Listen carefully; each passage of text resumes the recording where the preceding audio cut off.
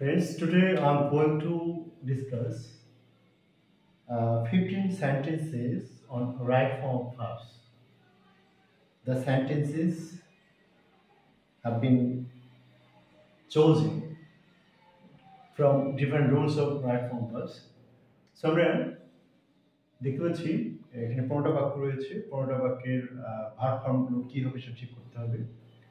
যদি আমি উত্তরগুলো পাশাপাশি দিয়েছি তবে আলোচনার মাধ্যমে এগুলো সলিউশন করে দেব, যাতে তোমরা যারা কেবল শিখছো তাদের জন্য, তাদের বেটার আন্ডারস্ট্যান্ডিং এর জন্য খুবই ভালো হবে। হ্যাঁ, সো প্রথম রুলটা দেখতে পাচ্ছি, দ্য বয় নেভার টেল এ লাই। এখানে অন্য কোনো টেন্স মেকার নেই, নেভার রয়েছে, সাথে নেভার প্রেজেন্ট টেন্সকে ইঙ্গিত করে, এবং অন্য কোনো টেন্স মেকার নেই যে অন্য কোনো টেন্স হবে। সো এটা প্রেজেন্ট টেন্সে the boy, third person number, so টেলটা হবে টেলস। সো সেকেন্ড সেন্টেন্সে দেখতে পাচ্ছি উড দ্যাট। উড দ্যাট এমন একটা, পজ করে দিতে, পজ করে।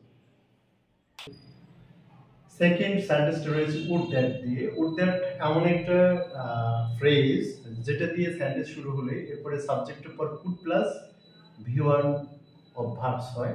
সেখানে যেহেতু কুড হবে, কুড প্লাস ভার্বের বেস ফর্ম বি, বি হবে। So could be, would that I could be reach, so could B.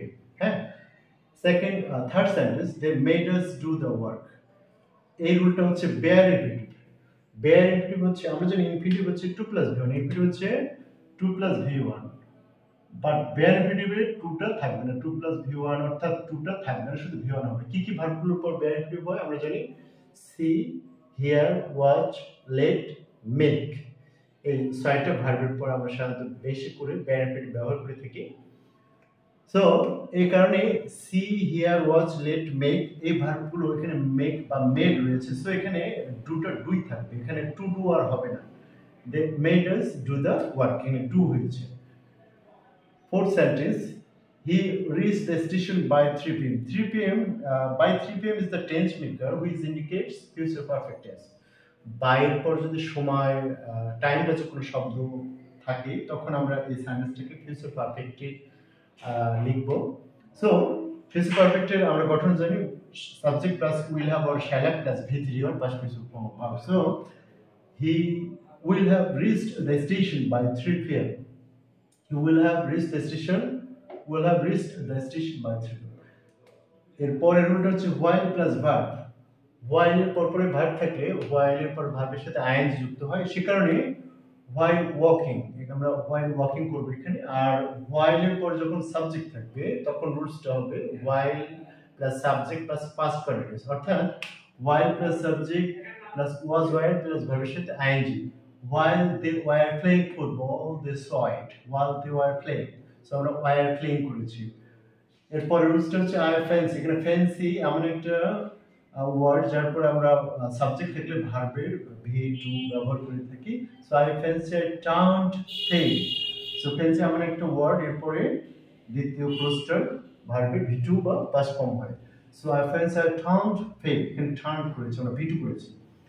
এরপরে ক্লোজটা রয়েছে, আমরা দুটো ক্লোজ দেখতে পাচ্ছি, যে ক্লোজ দুটো সিন্স দিয়ে যুক্ত হয়েছে। আমরা জানি সিন্সের এক্সিস্টিং রুলস হচ্ছে প্রধানত দুইটি। প্রথম রুলসটা হচ্ছে সিন্সের প্রথম অংশ প্রেজেন্ট ডিফিনিট বা প্রেজেন্ট পারফেক্ট টেন্স হলে পরেরটি প্রেজেন্ট পারফেক্ট টেন্স হয়, সরি পাস্ট ইনডিফিনিট টেন্স হয়। আর প্রথম অংশ যদি পাস্ট ইনডিফিনিট হয় পরেরটা পাস্ট পারফেক্ট হয়। আমরা দেখতে পাচ্ছি ইট ওয়াজ মেনি টিজ, ওয়াজ, ইট ওয়াজ পাস্ট ইনডিফিনিট প্রথম অংশটা, সো পরের অংশটা পাস্ট পারফেক্ট হবে। এবার সেই কারণে আমরা উই মেড ফার্স্টটা আমরা করেছি we had made first, we had made. এরপরের রুলসটা আমরা দেখতে পাচ্ছি ডাব্লিউ ওয়ার্ড দিয়ে শুরু হয়েছে, তাই প্রশ্নবোধক চিহ্ন দেখতে পাচ্ছি। বাট প্রবলেমটা হচ্ছে at the moment tense maker রয়েছে। So at the moment tense maker থাকে তো এটা প্রেজেন্ট কন্টিনিউয়াস টেন্স হচ্ছে। আমরা যে নাও অ্যাট দি মোমেন্ট থেকে প্রেজেন্ট কন্টিনিউয়াস টেন্স হয়। So who is talking at the moment, is talking হয়ে গেছে কারেক্ট ফর্ম। হ্যাঁ, এখানে টক ভার্বের কারেক্ট ফর্ম ইজ টকিং। এরপর রুলসটা হচ্ছে it is high time, it is time, it is high time এর পর যদি সাবজেক্ট থাকে তো এরপরের ভার্বে আমরা ভি2 ব্যবহার করি বা পাস্ট ফর্ম ব্যবহার করি। So it is high time we changed our habit, এখানে চেঞ্জড ভি2 ফর্ম হয়েছে, এখানে ভি2 ফর্ম বা পাস্ট ফর্ম ব্যবহার করেছে। এরপর রুলসটা অবশ্যই অনেকের জন্য বিব্রতকর, এবং আমার মনে হয় যে 80% ক্ষেত্রে বেশিরভাগ ছাত্র বা শিক্ষার্থী ভুল করে থাকে। সেটা কেমন, যে এখানে প্যাসিভ ভয়েস ব্যবহার করতে হবে। কেন প্যাসিভ ভয়েস ব্যবহার করতে হবে? এখানে একটা রুলস আলোচনা অবশ্যই করা প্রয়োজন, কারণ এখানে শিক্ষার্থী প্রথমে জানা প্রয়োজন যে ইংলিশ স্পিক, ইংলিশ কিন্তু নিজে নিজে কথা বলে না। স্পিক মানে কথা বলে, কিন্তু ইংলিশ কিন্তু নিজে নিজে কথা বলে না। অর্থাৎ এখানে একটা কথা যেটি which is to be told here, সেটা হচ্ছে যে একটা ভার্বের সাবজেক্টের জায়গায় যে নাউন বা প্রোনাউন সাবজেক্ট রূপে বসেছে, সে যদি উক্ত ভার্বের কাজটি করার সক্ষমতা না রাখে, তাহলে সে ওয়ার্ডটি উক্ত ভার্বের এজেন্ট বা ডুয়ার নয়। এখানে একটা কথা মাথায় রাখি, এজেন্ট বা ডুয়ার নেই।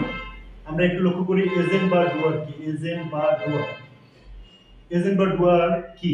কোন ভার্বের কাজ করার সক্ষমতা যে সাবজেক্টে রয়েছে, সেই সাবজেক্ট উক্ত ভার্বের এজেন্ট বা ডুয়ার। যেমন the police arrested the thief yesterday, আমরা যদি সেন্টেন্স লিখি the police arrested the thief yesterday,